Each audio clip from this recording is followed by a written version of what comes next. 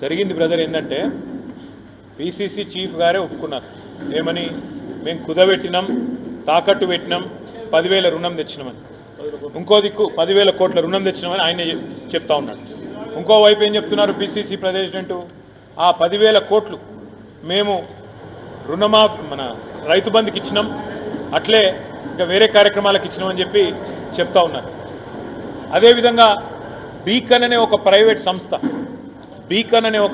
సంస్థకు కుదబెట్టినామని చెప్పి డాక్యుమెంట్ కూడా టీజీఐఎస్ వాళ్ళు సంతకం పెట్టింది కూడా నేను నిన్న విడుదల చేసిన ఇవన్నీ అవాస్తవాలు అని వారి దగ్గర ఏమైనా ఆధారం ఉంటే చెప్పండి నేను ఆయన చెప్పిన దానిలో అయితే ఏం లేదు నేను చెప్పింది మళ్ళీ చెప్పిండు వేరే భాషలో చెప్పిండు ఇప్పుడు కూడా నేను ఏమంటున్నా అంటే వీరు చేసింది తప్పు అందుకే సుప్రీంకోర్టు చీఫ్ సెక్రటరీని జైల్లో పెడతా అనే మాట మాట్లాడింది మీరు చేసిన తప్పు నొప్పుకోండి ఇకనైనా ఆ 400 ఎకరాల విషయంలో ఆ విద్యార్థుల పోరాటం ఏదైతే ఉందో సెంట్రల్ యూనివర్సిటీ విద్యార్థుల పోరాటం ఆ ప్రజాస్వామిక పోరాటాన్ని గౌరవించి ఆ నిర్ణయాన్ని వెనక్కి తీసుకోండి లేకపోతే మాత్రం నేను పక్కా చెప్తున్నా మీరు గిన్న ఆ భూమిని అమ్మే ప్రయత్నం చేస్తే ఎవరన్నా ఒక ఇంచు కొన్నా మేము 3 ఏళ్ల ముంగటనే చెప్తున్నాం మళ్ళా 2028-29లో వచ్చేది ఖచ్చితంగా కేసీఆర్ ప్రభుత్వం ఆ ఒక్క ఇంచు భూమి ఎవరు కొన్నా ముమ్మాటికి దాన్ని రద్దు చేస్తాం అక్కడ ఎట్లాంటి పర్మిషన్లు కూడా ఇవ్వకుండా ఈరోజు ఎట్లా అయితే అదొక లంగ్ స్పేస్ లాగా హైదరాబాద్కు ఉన్నదో దాన్ని అట్లే కాపాడుతాం ఒక అంతర్జాతీయ ప్రమాణాలతో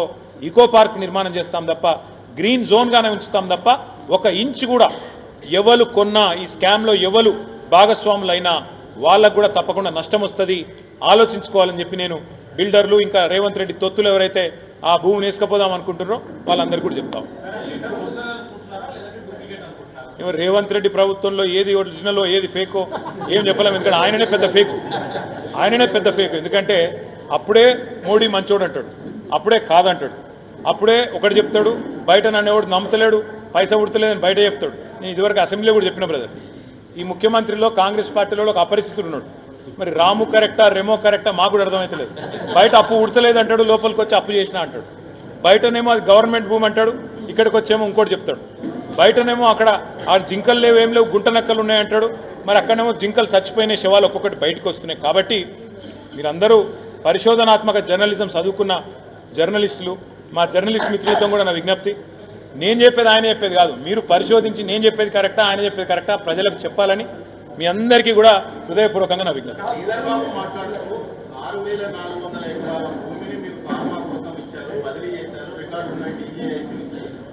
మీరు అమ్మినప్పుడు తప్పు ఒకటి రెండవది కానాంబెట్ మోకిల తర్వాత మీ అదే కోకాపేట దగ్గర ఆ భూములన్నీ మీరు అమ్మారు ప్లాట్లు చేసి మరి మీరు తుణుకలు ఆ తుణుక ఈ చాలా మంచి ప్రశ్న పైసలు వస్తాయని చెప్పి చాలా మంచి ప్రశ్న అర్థమైంది ప్రశ్న అర్థం చాలా మంచి ప్రశ్న మీరు అడిగింది తొందరపడి చాలా మంచి ప్రశ్న ఎందుకంటే మేము కూడా భూములు అమ్మినాం మాకంటే ముందు కాంగ్రెస్ వాళ్ళు అమ్మింది అంతకంటే ముందు టీడీపీ వాళ్ళు అమ్మింది ప్రభుత్వానికి పన్నేతర ఆదాయం కోసం ఏ ప్రభుత్వానికైనా ఇవాళ తప్పే పరిస్థితి లేదు ఇక్కడ ప్రజల మీద పన్నులు పెంచలేము మరి పన్నేతర ఆదాయం కావాలి రాష్ట్రం సంపద పెరగాలి ప్రజలకు పంచాలి మేమేం చేసినాం బ్రదర్ నువ్వు చెప్పిన అన్ని కరెక్ట్ ఏది ఈడమ్మినరు ఆడమ్మినరు 4 పేర్లు చెప్పినావు కదా అక్కడ కరెక్టే మేము అమ్మినాం కానీ ఎవరు అమ్మినరు దాన్ని రాష్ట్ర ప్రభుత్వ సంస్థ అయిన హెచ్ఎండిఏ అమ్మింది టీఎస్ఐఎస్సి అమ్మింది మేము మధ్యలో ఉన్న బ్రోకర్ తెచ్చి 170 కోట్ల కమిషన్ ఇచ్చి వాడి చేతుల్లో భూమిని తాకట్టు పెట్టిన పరిస్థితి మేము చేయలేదు కదా మేము అమ్మింది ప్రభుత్వ సంస్థ టీఎస్ఐఎస్సి ప్రభుత్వ సంస్థ హెచ్ఎండిఏ అంతేగాని మధ్యలో ఉన్న బ్రోకర్ని తెచ్చి నేను అడుగుతున్నా బ్రదర్ మీరు ఆలోచన చేయండి 10,000 కోట్ల రుణానికి 170 కోట్ల కమిషన్ ఇస్తారా ఎవడన్నా ప్రపంచంలో బ్రోకర్కు అంటే 1.7% బ్రోకరేజ్ 1.7%. నేను ఇంకొకటి అడుగుతున్నా ఇప్పుడు భూమి మీద అనుకోండి ఉదాహరణ మీదే భూమి అనుకోండి మీదే భూమి అయితే భాస్కర్ గారు మీరు దొంగసాటున అర్ధరాత్రి జేసీబీలు పెట్టుకొచ్చి సాఫ్ చేసే ప్రయత్నం చేస్తారా నెంబర్ 1 పోనీ మీదే భూమి అనుకో సీదా అమ్ముకోవచ్చు కదా ఆవిడ నాపిండా నీ భూమి అయితే మరి దాన్ని మళ్ళీ తాకట్టు పెట్టే కర్మ ఎందుకు వచ్చింది ఇదంతా ఎందుకు జరిగింది అంటే వీళ్ళకు పూర్తిగా తెలుసు ఆ భూమి అటవీ భూమిగా గుర్తించబడుతుందని తెలుసు కానీ ఆ భూమి మీద పైసలు ఎట్లైనా తీసుకురావాలి ఆ భూమిని ఎట్లైనా లిటిగేషన్లు ఇరికియాలని చెప్పి ఒక బ్రోకర్ బాంబే బ్రోకర్ను ఒక బీజేపీ ఎంపీ తీసుకొస్తే ఆ బీజేపీ ఎంపీ ఈ ముఖ్యమంత్రి ఇద్దరు కలిసి మరి ఆ భూమి కోసం 170 కోట్ల లంచం కమిషన్ రూపంలో ఆ బ్రోకర్కి ఇచ్చి 10,000 కోట్లు తెచ్చుకున్నారు భూమిని తాకట్టు పెట్టింది బీకన్ అనే సంస్థకు అకౌంట్ చేసింది ఐసిఐసిఐ బ్యాంకులా నేనేమంటున్నా అంటే మేము భూములు అమ్మినామంటే మేము అమ్మింది టీఎస్ఐఎస్సి ద్వారా, మాకు బ్రోకర్లను పెట్టలే, ఎవరికి కమిషన్ ఇవ్వలే, ప్రజల పైసలు. తప్పు ఎంపీ గారు ఎవరో నేను చెప్తా, ఎప్పుడు చెప్తా అంటే ఆ ఎంపీకి కొంత సాయం చేస్తాను రేవంత్ రెడ్డి చెప్పిండు. ఇలా ఫ్యూచర్ సిటీలనో ఆడనోడినో ఆ ఎంపీకి కొంత సాయం జరుగుతోంది. అది జరిగినాక కాగితంతో సహా బయటకు వచ్చి ఈ ఎంపీ, ఈయన బ్రోకరు, ఈ బ్రోకరేజు, ఈ ముఖ్యమంత్రి, ఈయన వీళ్ళ పాత దందాలు అన్నీ బయట పెడతా. మీరు జర్ర ఓపికగా ఉండండి.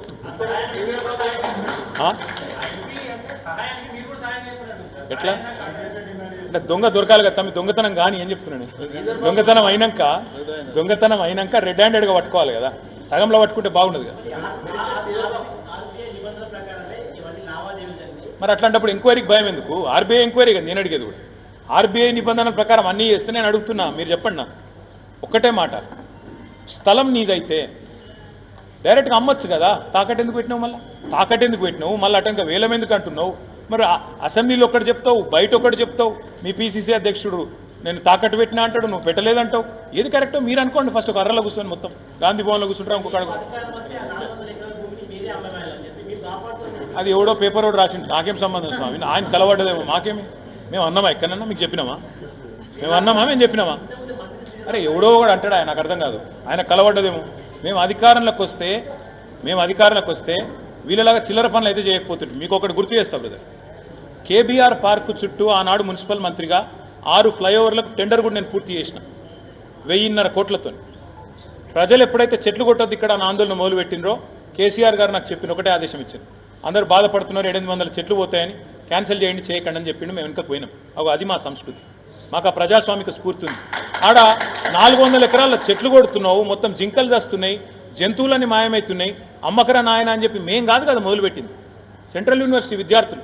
ఆ విద్యార్థుల్లో బ్రదర్ మీకు ఒకటి తెలవాలి, 75-80% మంది మన రాష్ట్ర పనులు కూడా కాదు, వాళ్ళు వేరే రాష్ట్రాల పిల్లలు. చదువు పూర్తి చేసినాక ఇక్కడికి వెళ్ళిపోతారు, వాళ్ళు ఈడ ఉండని కూడా ఉండరు. వాళ్ళకున్న సోయి మనకు ఉండొద్దా? మన ప్రభుత్వానికి ఉండొద్దా? ఎంతసేపు రియల్ ఎస్టేట్ బ్రోకర్ లెక్కన ఆలోచించాలా ముఖ్యమంత్రి గారు? అప్పుడప్పుడు మనసున్న మనిషిలాగా ఆలోచించొద్దా? ఇది మా వాదన. అందుకే నేనేం చెప్పినా, ఎవరన్నా కొంటే ఒక ఇంచు కొన్నా మా ప్రభుత్వం మమ్మల్ని బదనాం చేయొద్దు. ఇప్పుడు మేము 3 ఏళ్ల ముందు చెప్తున్నాం, ఎవడు కొన్నా ముమ్మాటికి దాన్ని రద్దు చేస్తాం, ఎట్టి పరిస్థితిలో కొనకండి, పార్టిసిపేట్ చేయకండి, ఈ స్కామ్లో మీరు కూడా భాగస్వాములు అవుతారని చెప్తా ఉన్నాం. Thank you. పర్యావరణం గుర్తొస్తుంది, జింకలు గుర్తొస్తున్నాయి. మూసీ విషయంలో ఎందుకు మీరు మూసీని మాత్రం వద్దంటున్నారు? పర్యావరణం దెబ్బతింటుంది, మేము పర్యావరణాన్ని బాగు చేస్తాము. మూసీ విషయంలో పర్యావరణం ఒక నీతి, హెచ్ఈ విషయంలో ఇంకో నీతి అని చెప్పేసి అసలు ఇతర కాంగ్రెస్ నేతలు అంటున్నారు. బాబు శ్రీధర్ బాబుకి ఏమైనా చెప్తే కదా ముఖ్యమంత్రి. మూసీలో ఏం జరుగుతుందో తెలుసా శ్రీధర్ బాబు? 1,50,000 కోట్ల కుంభకోణం జరుగుతుంది. ముఖ్యమంత్రి గారు 180 లక్షలు. నేను ఒక్కటి అడుగుతున్నా భాస్కర్, మీరు చెప్పండి నాకు, 6 గ్యారంటీలకు పైసలు లేవట, తులం బంగారంకు పైసలు లేవు, పిల్లలకు ఫీజు రీంబర్స్మెంట్కు పైసలు లేవు, పంచాయతీలకు పైసలు లేవు, పెన్షన్లు పెంచేందుకు పైసలు లేవు, రైతులకు రుణమాఫీ చేయడానికి పైసలు లేవు, రైతు బంధు ఇచ్చేందుకు పైసలు లేవు, రైతు కూలీలకు ఇచ్చేందుకు పైసలు లేవు, కౌలు రైతులకు ఇచ్చేందుకు పైసలు లేవు, అసలు మొత్తం మహిళలకు 2,500 ఇచ్చేందుకు పైసలు లేవు. కానీ 1,50,000 కోట్ల రూపాయలు మూసీని ఎవరిని ఉద్ధరించేందుకు మూసీ చేస్తావు? నువ్వు ఇచ్చినావా? ఎన్నికల మేనిఫెస్టోలు చెప్పినావా? 100 రోజుల్లో చేస్తా అని చెప్పినావా? 100 రోజుల్లో ముందు చేస్తా అన్నవి చెయ్యి. మూసీ పర్యావరణం ఎవడు అడ్డుకుంటున్నాడు? అక్కడ స్థానికంగా ఉండే ప్రజలు అడ్డుకుంటున్నారు. అక్కడ స్థానికంగా ఉండే ప్రజలు ఏమంటున్నారు? ఎవడు అడిగిండి నుండి చేయమని అడుగుతా ఉన్నారు. ఇంకోటి మీకు తెలియదు, నా మాట దయచేసి ఒకసారి వినండి, అర్థం చేసుకోండి. మూసీలో 100%, హైదరాబాద్లో 100% సివరేజ్ ట్రీట్మెంట్ చేసిందే మేము, మా ప్రభుత్వం. నువ్వు కొత్తగా వచ్చి చేసేదేం లేదు.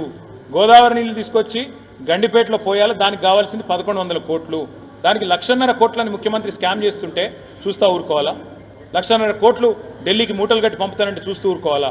అందుకే ఈ భూముల విషయం కాదు, అల్టిమేట్గా నేను అనేది ఏంటంటే, వీళ్ళు ఏ రకమైన అవినీతి స్టార్ట్ చేసినా దానికి చెక్కు పెడుతున్నది మేము బీఆర్ఎస్. కానీ బీజేపీ ఎక్కడుందండి? ఎందుకు అమృత్ స్కామ్ జరిగిందని మేము చెప్తుంటే బండి సంజయ్ మాట్లాడాడు, కిషన్ రెడ్డి మాట్లాడాడు. అమృత్ స్కామ్ నేను సీదా పోయి కేంద్ర మంత్రి గారికి ఆధారాలు ఇస్తే రక్షణ గోడలాగా, రక్షణ కవచంలాగా రేవంత్ రెడ్డికి ఇవాళ సహాయ మంత్రి గారు సహాయంగా నిలబడ్డాడు. అట్లే ఇవాళ హెచ్సియు విషయంలో వెంటనే ఇన్వెస్టిగేషన్ ఆదేశించండి. మీరు నిజంగా బీజేపీ కాంగ్రెస్ ఒకటి కాకపోతే వెంటనే ఆదేశించండి, వెంటనే ఆర్బీఐని, సివిసిని, సిబిఐని రంగంలో దించండి. అట్లాగే సుంకిశాల, అట్లాగే ఎస్ఎల్బీసీ. ఎక్కడ పోయింది మీ ఉత్సాహం? ఎక్కడ పోయింది ఎన్డీఎస్ఏ? ఎందుకు రాదు అంటే బీఆర్ఎస్ ఉన్నప్పుడు చిన్న ప్రమాదం జరిగినా ఉరుక్కుంటూ వస్తారు. బీఆర్ఎస్ ప్రభుత్వం ఉన్నప్పుడు గుర్తుందా గవర్నర్ గారు ఎట్లా వ్యవహరించుతున్నాను? ప్రతి చిన్నదానిలో దొరుకుతుండే. ప్రతి చిన్నదానిలో కాలాల కట్టబెడుతుండే. మరి 16 నెలలుగా గవర్నర్ లాపతా ఎందుకు అంటే ఇవాళ బ్రహ్మాండంగా వారు పూర్తి స్థాయిలో ఒకరికొకరు అండర్స్టాండింగ్ ఉన్నారు. 80% ఇప్పటికే కంప్లీట్ అయిన కరీంనగర్ మానేరు రివర్ ఫ్రంట్ని రేవంత్ రెడ్డి చేయడు, బండి సంజయ్ అడగడు. అంటే వాళ్ళకి కావాల్సిన పనులేమో కలిసి చేసుకుంటారు. ఎక్కడెక్కడ ఏం చేయాలన్నా చీకట్లో కూర్చొని చేలు కలుపుకున్న కాడ కలుపుకుంటారు, చేసుకునే పనులు చేసుకుంటారు. కానీ ప్రజలకు సంబంధించిన అంశాలు, రైతు బంధు ఇవ్వకపోతే అడగరు, రుణమాఫీ రాకపోతే అడగరు, నెలకు 2500 ఏమని అడగరు, 6000 గ్యారంటీ 6 గ్యారంటీ లేదని బీజేపీ ఒక్కడు మాట్లాడాడు. ఎంతసేపు కేసీఆర్ని తిట్టాలి, మా పార్టీని తిట్టాలి తప్ప రేవంత్ రెడ్డి మీద నోరెందుకు లేవది. ఎందుకు వాళ్ళ ప్రభుత్వం మీద ప్రధానమంత్రి వచ్చిండు కదా. RR ట్యాక్స్ అని ఎవరు మాట్లాడింది మొదలు? రాహుల్ రేవంత్ ట్యాక్స్ అని. మరి ఎక్కడ పోయింది ఇవాళ మోడీ గారి స్వరం? ఎందుకు మూగపోయింది బీజేపీ? ఎందుకు విచారణకు ఆదేశిస్తలేరు రేవంత్ రెడ్డి మీద? అందుకే మేము అనేది 2 ఢిల్లీ పార్టీలు, ఒకటి సంచులు మోసే పార్టీ, ఇంకోటి చెప్పులు మోసే పార్టీ, వీళ్ళెన్నటికీ తెలంగాణకు న్యాయం చేయలేరు. ఈ గులాబీ జెండానే తెలంగాణకు శ్రీరామ రక్ష. అది చెప్పడానికి ఏప్రిల్ 27 సార్.